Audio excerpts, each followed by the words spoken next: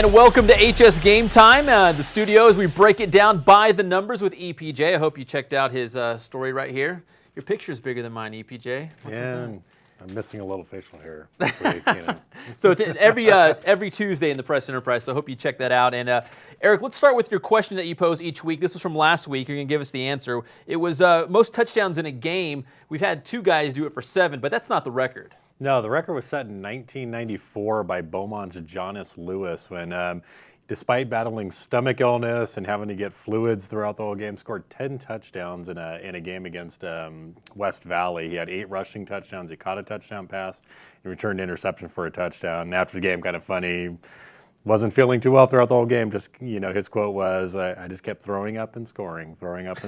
So hopefully he did not throw up as many times as he found the end zone. But yeah, Jonas Lewis, one of those records that's going to be very tough to see anyone top. He rose to the occasion despite being ill in that game. All right, speaking of scoring touchdowns, a real off week for Sty Hairston and Banning. Only 3 scores against Rubidoux, but he's on pace to do some special things for the Broncos this season. Yeah, I mean, that's how high of a bar that Sty Hairston has set so far this year, that 3 touchdowns was subpar. You know, it was the first time that he didn't score at least 4 touchdowns in a game this year.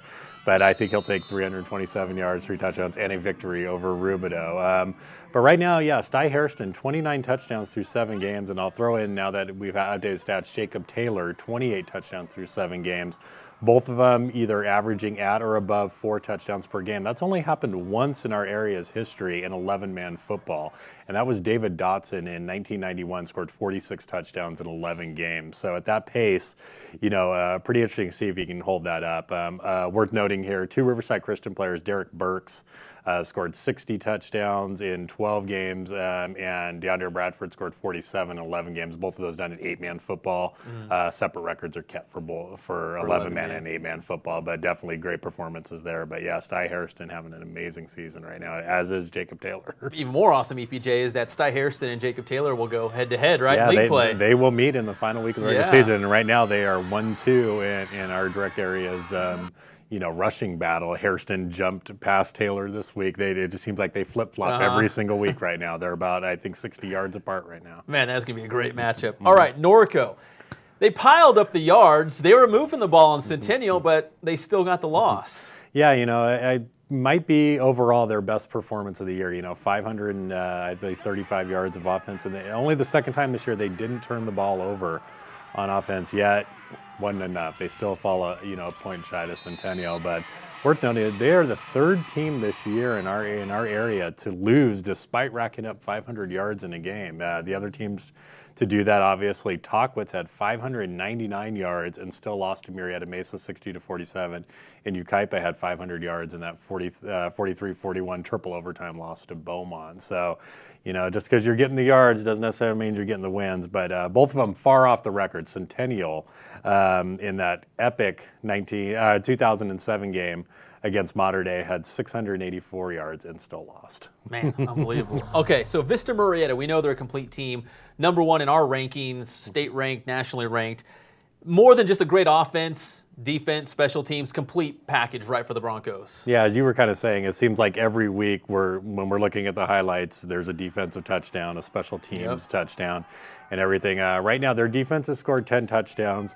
Their special teams has 2 kick returns for touchdowns and 2 safeties off blocked punts. So if you kind of look at those combined points right now, that's 76 points from the defense or special teams. That's more points than 24 teams in the southern section have scored the entire season, and that's just their defense right now. So it's amazing at how well they play.